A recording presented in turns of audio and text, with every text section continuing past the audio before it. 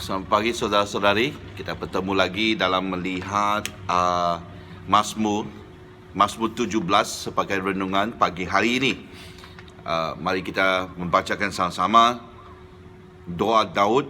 Dengarkanlah Tuhan perkara yang benar, perhatikanlah seruanku, berilah telinga akan doaku dari bibir yang tidak menipu.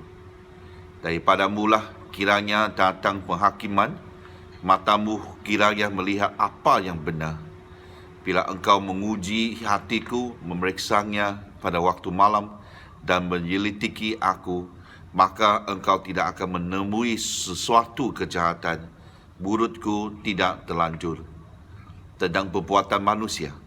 Sesuai dengan firman yang engkau ucapkan, aku telah menjaga diriku terhadap jalan orang-orang yang melakukan kekerasan. Langkahku tetap mengikuti jejakmu, kakiku tidak goyang. Aku berseru kepadamu, kerana engkau menjawab aku. Ya Allah, sendengkanlah telingamu kepadaku, dengarkanlah perkataanku. Tunjukkanlah kasih setiamu yang ajaib, yang engkau yang menyelamatkan orang-orang yang berlindung pada tangan kananmu terhadap pemberontak. Perihalalah aku seperti biji mata, sembunyikanlah aku dalam naungan sayapmu. Terhadap orang-orang fasik yang menggagai aku, terhadap musuh nyawaku yang mengepung aku. Mereka tidak menunjukkan belas kasihan, mereka mengikuti langkah-langkahku, mereka sekarang mengerumuni aku. Mata mereka diarahkan untuk menghempaskan aku ke bumi. Rupa mereka seperti singa yang bernafsu untuk menekam, seperti singa muda yang mengendap di tempat yang tersembunyi. Bangunlah Tuhan, hadapilah mereka, rapatkanlah mereka, luputkanlah aku dengan pedangmu daripada orang fasik. Luputkanlah aku ya Tuhan, dengan tanganmu dari orang-orang dunia ini yang bahagiannya adalah dalam hidup ini. Biarlah perut mereka dikenyangkan dengan apa yang engkau simpan, sehingga anak-anak mereka menjadi puas dan sisanya mereka tinggalkan untuk bayi-bayi mereka. Tetapi aku dalam kebenaran akan ku pandang wajahmu, dan pada waktu bangun aku akan menjadi puas dengan rupamu. Ini adalah doa yang dilakukan oleh Daud, yang di mana salah satu daripada 3 yang mazmurnya diberi tajuk doa Daud. Doa yang lain adalah di Mazmur 86 dan juga Mazmur 142. Ini adalah doa yang ditunjukkan oleh Daud, di mana dia juga mengatakan bahawa inilah dia yang di mana waktu dia berdoa, dia boleh berdoa, dan rahasianya kenapa Tuhan mendengar dan menjawab doanya, sebab kekudusannya, kesalihan yang dia ada, adapun kebersihan yang dia ada, di mana inilah orang yang sentiasa dalam doanya, waktu dia berseru, Tuhan akan mendengar. Tapi dalam keseluruhan ini yang sangat menarik, yang harusnya kita didorong, sebab ayat ini adalah di ayat ke-8. Peliharalah aku seperti biji mata, sembunyikanlah aku dalam naungan sayapmu. Ini biji mata, kalau English apple on my eyes, wah, 眼中的瞳人哦。Ini ayat yang sangat-sangat digemari. Kita melihat bahawa perlindungan daripada Tuhan yang seperti biji mata itu, di mana secara otomatik apa sahaja yang datang yang akan mengancam adapun membahayakan mata, di mana mata ini akan sentiasa dalam keadaan yang terlindung. Dia sentiasa juga dipelihara dari waktu ke sewaktu. Dia akan adanya, bukannya akan tidak ada kekeringan, tapi sentiasa ada kelembapan di sana. Inilah yang penjagaannya ciptaannya Tuhan, dan Daud menggunakan yang itu menjadi satu gambaran di mana Tuhan sentiasa memelihara kita, melindungi kita, seperti biji matanya. Ya, kalau kita mau lihat dari ayat yang lain seperti Zakaria pasal 2 ayat ke-8, kita lihat dulu Zakaria pasal 2 ayat ke-8. Sebab beginilah firman Tuhan semesta alam, ya dalam kemuliaannya telah mengutus aku mengenai bangsa-bangsa yang telah menjara kamu, sebab siapa yang menjamah kamu berarti menjamah biji matanya. Wow, ini maksudnya siapa yang sentuh umat pilihan Israel itu, dia menyentuh Tuhan. Wah, itu luar biasa.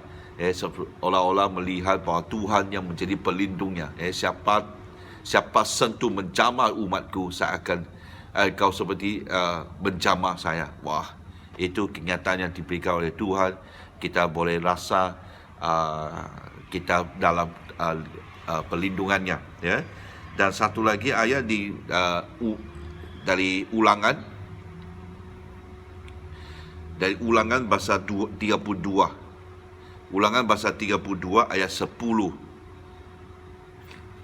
Didapatinya dia di suatu negeri, di padang gurun, di tengah-tengah ketandusan dan ngauman badan pelantaran, dikelilingnya dia dan diawasinya, dijagangnya sebagai biji matanya.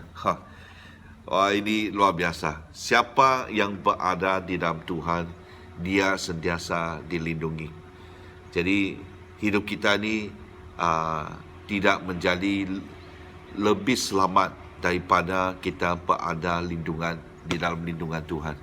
Sekarang ni kita harus berdoa secara kuat-kuat, orang bilang, berseru kepada Tuhan. Sebab dalam keadaan yang kita hadapi, kita tidak tahu apa yang berada di luar. Banyak berita-berita ataupun laporan yang di mana COVID-19 ini, 19 ini, virus ini sedang berulah di seluruh Sabah. Dari mulanya di bahagian timur, sekarang orang bilang yang kena itu sudah lari ke sini, ke sana, mungkin sudah di KK. Ramai yang mulai rasa takut, terutamanya dalam hari Sabtu. Adakah kita masih mau keluar untuk pergi mengundi? Itu menjadi satu